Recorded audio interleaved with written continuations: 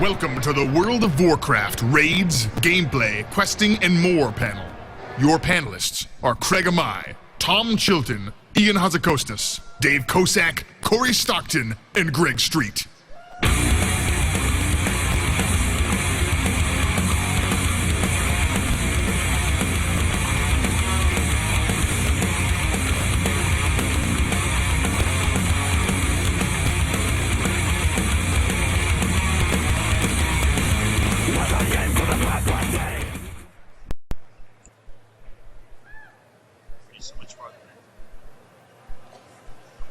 All right.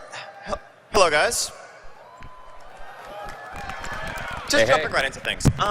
So this panel, we're going to kind of pick up a bit where we left off at our intro panel yesterday. Go over some raids info, questing info, gameplay, and other systems that we didn't get to talk about yesterday, and then we'll have some time for question and answer right after that. So let me just jump right into this. I want to talk a little bit more about the raid content that we're going to have in Warlords of Draenor. So yesterday I mentioned the Blackrock Foundry raid. This is going to be the capstone of the raid content that we launched the expansion with. As I mentioned, we're going to try to repeat the two-tier system that we had in Mists of Pandaria, where we have that sort of smaller intro tier that's available right away to kind of whet your appetite for raiding, as most of the world is still leveling and gearing up and getting ready for that. And then a few weeks after that, we unlock, sort of the real centerpiece of the intro expansion content. And that's going to be the Blackrock Foundry. Now, this is the center of the Iron Horde war machinery in the zone of Gorgrond. It's going to be a 10-boss raid and non-linear layout. We have heard you guys, we miss Ulduar 2, we miss Icecrown Citadel, that type of layout. There's a lot to be said for delivering both an epic raid. So does one other guy. Exactly. Just that one guy, though. There's a lot to be said for delivering an epic raid in terms of scope, but also giving you the freedom to kind of work your way through a place more organically, instead of just proceeding from boss 1 to 2 to 3 to 4. It's also nice to be able to choose what you're going to progress on, and so forth. So we're happy to do that. And your goal here is going to be to dismantle the Blackrock Foundry from the inside, tear down the war-making capabilities of the Iron Horde, and face off against Warlord Blackhand, who is the chieftain of the Blackrock Orcs, and heads up the Foundry as a whole. Now, this is a concept illustrating just kind of the general vibe we're going for here. Really just a lot of, this is smoke and soot and flame and dark iron. That's what the Iron Horde's all about. That's what their machinery is all about. Now, this is a sort of overall layout in 2D of what we're looking at for the structure of the raid as a whole. And you see there are 3 wings here. There is sort of the first wing, which is mostly about melting down the ore into slag. Second wing, where that molten ore is forged and refined and shaped into weapons, armor, the engines of war. And then finally an assembly wing, where all of that is put together, soldiers are armored up, the war machines are shipped off to the front lines. Now, we want to put this together really as something that has a very functional feel to it. This isn't, a place that was designed as a raid zone, this is a place that was designed as a foundry.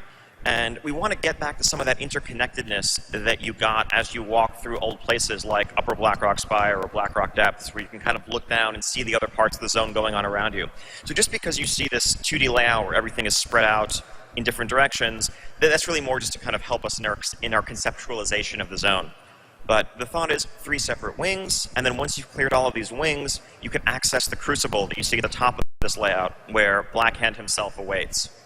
Now, part of what we'd like to do in having non-linear layouts is also really preserve some of the freedom that players currently doing flexible mode may be used to in how they approach the zone. Right? If you're doing Siege of Orgrimmar today, at this point, if you want to just queue up and face off against Garrosh directly, you can do that if you're doing flexible. Now, with our new raid structure, it's going to be something that you just zone in the front door for instead of queuing, but we want to preserve some of that freedom. So we envision some things such as maybe once you've cleared all the wings a certain number of times, maybe you can forge a key that lets you directly access the Crucible later on, if your raid leader has that ability, so that you don't necessarily have to feel like if you have to re-clear 9 bosses just to get to the 10th every time. And in general, you have as much freedom and be able to plan your raid week the way you want. Speaking of the new raid structure, I'd like to revisit this slide from yesterday's panel. I know there were a lot of questions, and I've definitely heard a lot of interesting discussion coming out of this. I just wanted to clarify how this is going to work overall. So in Warlords, we're going to have ultimately 3 different difficulty tiers for organized raid content. Raid Finder, more or less unchanged. The Raid Finder of Warlords is going to be the Raid Finder you know today, with some addition of flexible scaling tech to help a bit with queue times, to help with minimizing waiting time if people leave midway. But other than that, we see the normal mode in Warlords really being equivalent to what flexible mode is today in difficulty and in overall, in our overall philosophy towards it. It just doesn't make sense to call a difficulty flexible once flexible really is the norm and how the majority of our raiding is going to work in Warlords.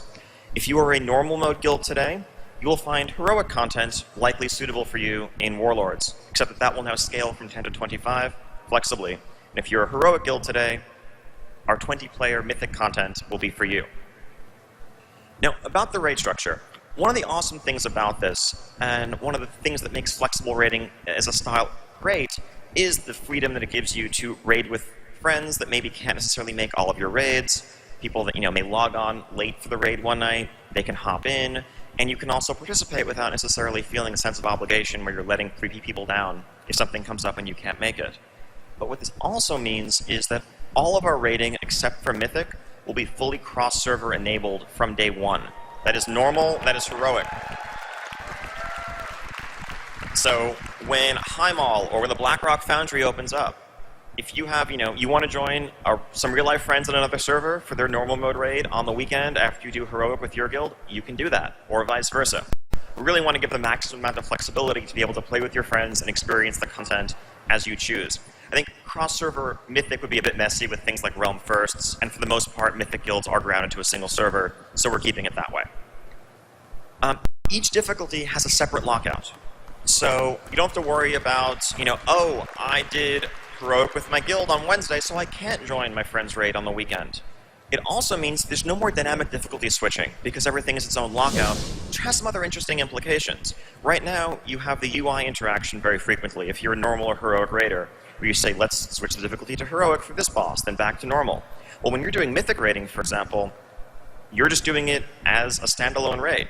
It means we can also have Mythic Trash. I know everyone really has wanted Mythic Trash if you've been dying for it for years. Okay, maybe not. But you can get Mythic Trash loot, which is something. Gastropods. Just wait for the Mythic Gastropod. Moves like 10 times faster. Now, the way these lockouts are going to work also is that they're very similar to the current flexible lockouts in that they're loot-based lockouts. That is to say that you can be in the raid with a boss alive that you've already looted that week. However, you just can't loot it again. So again, if you want to help out a friend, if someone asks you to join them later on, you're not going to be able to loot the same boss twice, because that would be all kinds of problematic, but you're completely free to raid and join groups as you see fit. Currently, the way flexible raids work, you go through the interface and you queue up for it, you're teleported into the zone. That's a concession, ultimately, that we made to just get the Raid Finder functionality, to get flexible raid functionality into the game and in your hands for Siege of Orgrimmar, which we think is very well worth it and awesome. But in the long run, this is normal raiding going forward. This isn't some special mode. This is just how raiding works. You walk in the front door, you form a group, you zone into the instance, and you are raiding, except it scales flexibly. The only raid activity that's going to work through queuing through the UI and teleporting is going to be Raid Finder. So, how does loot work, many people have asked. Does this mean that personal loot is now the norm for heroic raiding? No. Again, personal loot as it currently stands is really well suited to groups of strangers in Raid Finder, or pickup groups where maybe it lets you not have to deal with, do you trust someone to be the master looter? Do I trust this guy's not going to ninja loot and run off with things? But when you're playing with your guildmates, when you're playing with your friends, you want the ability to trade items to those who need them more than you. If someone comes back to the game after a while, maybe you want to kind of train them through and dump a bunch of loot in their laps so that they can really get caught up quickly. Maybe you want to pass something to someone for their 4 set bonus. All those things need to be possible, we feel, and that's how loot is going to work in normal and heroic mode.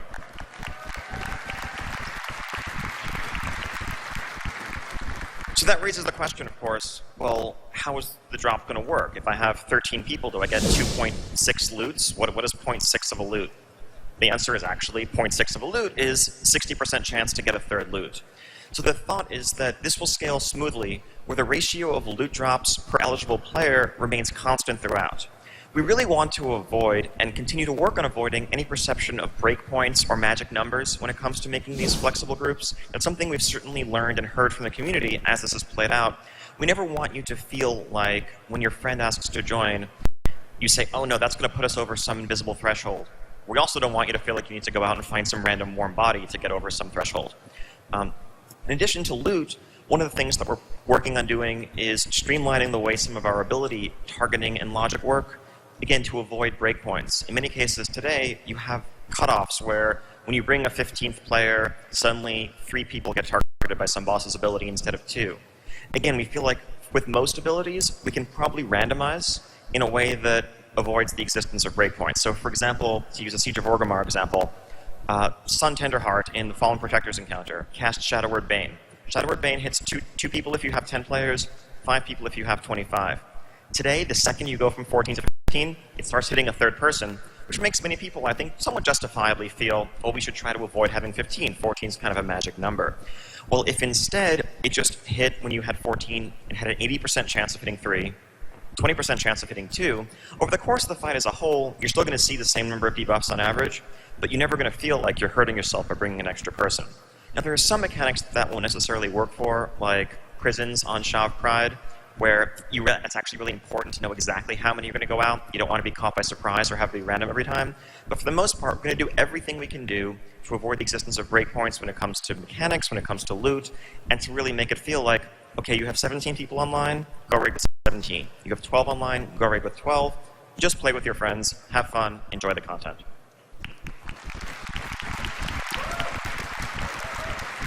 Now I'm going to hand it off to Craig, who's going to talk a bit about some of the quest revamps we have coming up. Thank you, Ian. Hello, BlizzCon. All right, let's talk about quest.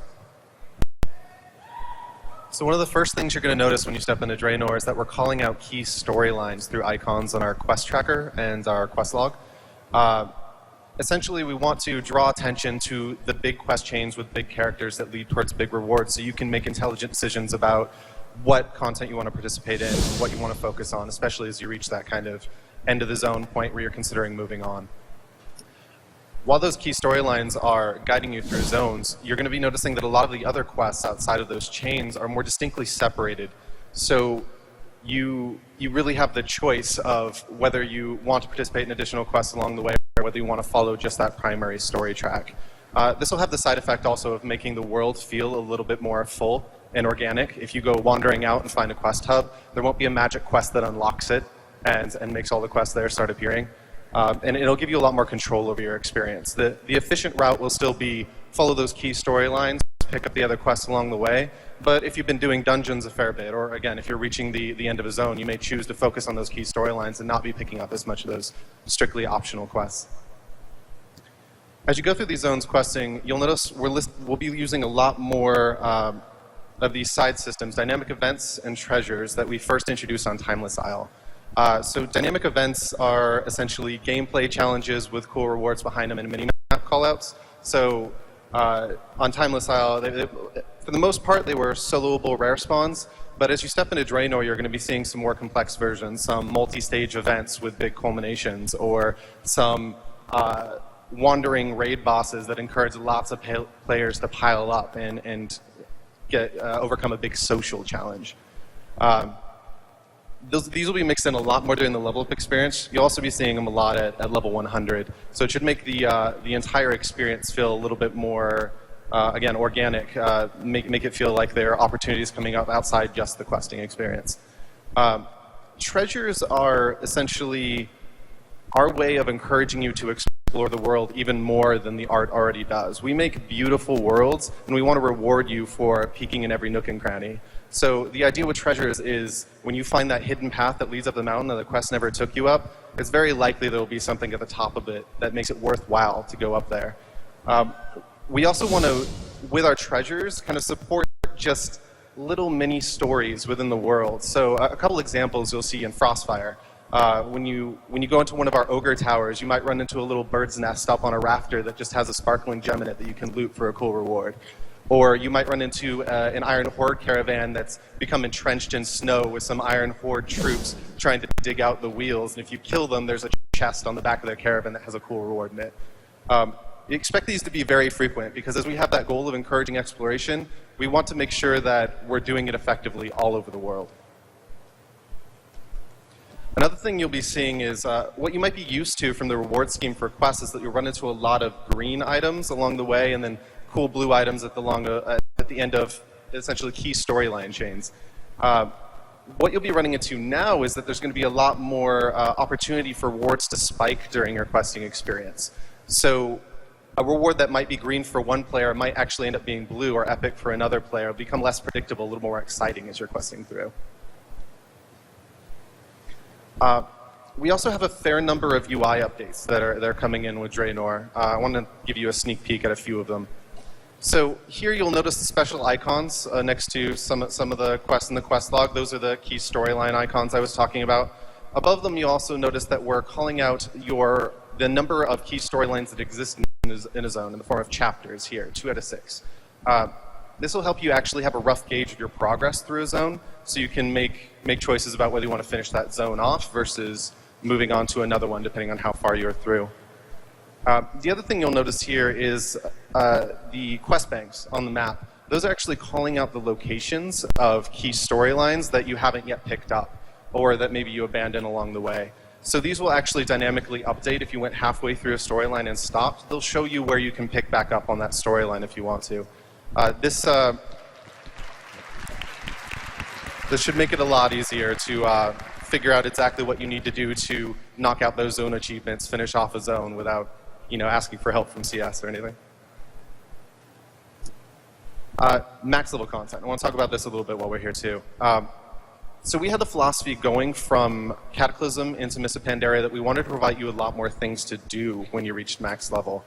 Well, that philosophy still stands moving into Draenor. We want to give you lots of options, a lot of opportunity for things outside of just dungeons and raiding, things that you can do in the outdoor world. So in Draenor, you'll be seeing more max level content than ever before, but I can promise you right now that little, if any, of it is going to be daily quests.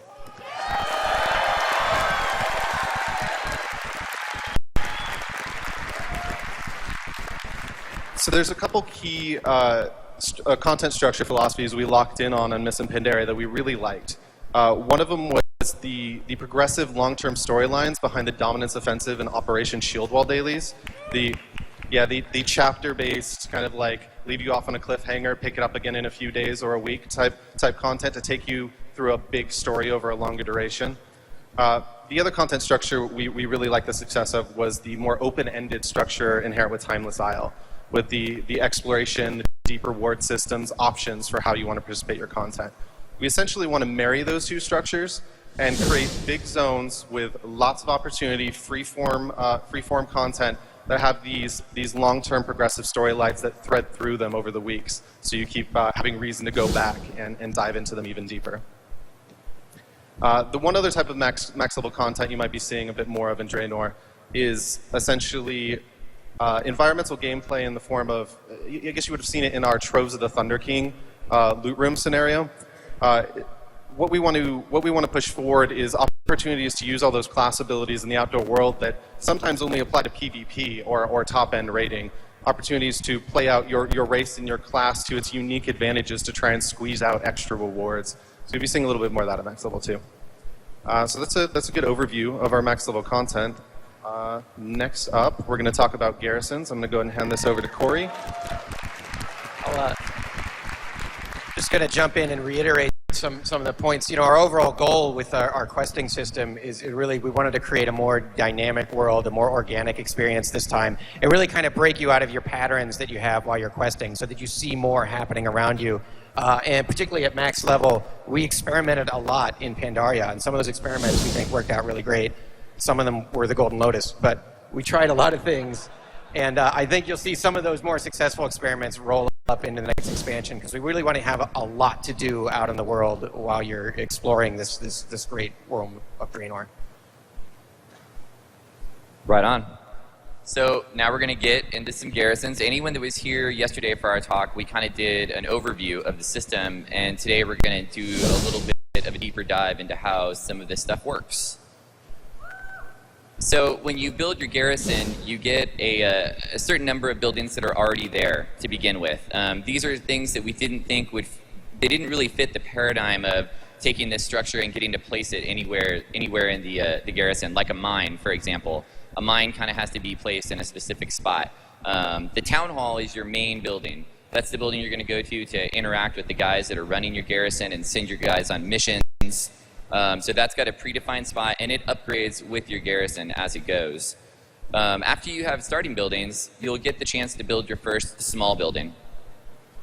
Here's a list of all the small buildings that you can build. All of our profession buildings are considered in the small category. And this really fits the kit of what we were talking about yesterday, where you'll be able to actually dabble into professions that your main character doesn't have. So for example, let's say you find a follower, and that follower is an engineer.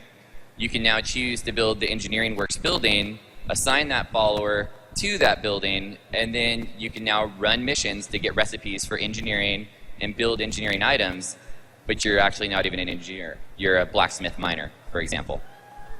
It's a really cool way to integrate it into the gameplay. So moving on, now we have medium buildings. This is kind of the next step up from small. It's a wide variety of buildings here. The inn, we talked a little bit about the inn yesterday. That's a place that you could find new followers. This will also be the place that you can get the pet stable, which is a building that's very unique to pet battles. You'll be able to come here. There'll be a trainer here you can fight. There's a lot of cool stuff that you can do here that'll be just based around having that one unique building. Next up would be large buildings. These are the things that you would expect to see like in a Warcraft 3 base. Things like your barracks, right? Your armory, your mage tower. These are really these defining large buildings that are going to set the scale for your garrison. Each of these buildings has a bonus. These buildings have some of the best bonuses because they're the largest ones that you can get. So things like the barracks will increase the amount of followers you can actually have at any one time. So you're going to want to have more because they're out getting that loot for you. So the more followers you can have out on missions, the better chance you have to get new loot. Now, how do the buildings work? As we talked about yesterday, they upgrade over time. So you start out with a building. Now, each building has its own unique upgrade. So that barracks that you built, it'll start out looking kind of doinky, kind of small, but over time, you can get cooler and cooler versions that'll make it look more badass, more awesome, and it'll increase the bonus. So here's a look at a screenshot from our mock-up UI of how this would work. You can see the tooltip there on the infirmary that right now it's level 1, but at level 2 it increases the bonus. Obviously you'll have to pay a cost to get that, but you'll do all of that through this UI. You'll be able to come to the building, choose to upgrade it, wait a little bit of time, and then you'll get that new bonus. Now, how do we get the upgrades? Some upgrades you're just going to be able to purchase just for gold or currency. But we really want to get this feature to be something that feels like a part of the world. So we're going to drop a new item called blueprints. And you'll be able to find blueprints all over the world, lots of different ways. They could be a faction reward, quest reward, a random drop in a zone. When you find it, you just right-click it, just like a recipe for a profession, and then you can go back to your garrison, and now you'll know how to build that upgrade for that building. Where are these plans? Anyone that's played the pet battle system will be familiar with this concept here. So on this infirmary, to get the level 3 blueprint, we tell you where it is in the world. We show you it's a drop, it's in Frostfire Ridge. We could do the same thing with faction or wherever it would go. So you don't need to hop out of the game and go somewhere to try to find that info. It's right here available to you.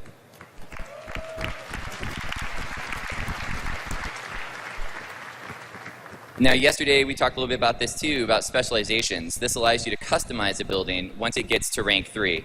So buildings have a total of 3 upgrades, and when they hit that 3rd upgrade, you unlock the ability to specialize it. So here's a look at what that would look like in game. You can see this armory has 3 specializations. Currently, we're thinking we'll let you change the specialization probably once each day.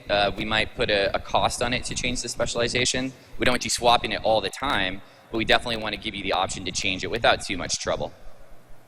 It's a really cool reward for getting rank 3 of a building. Not only do you get the new art, the better bonus, but you get this piece of customization that you can do to it.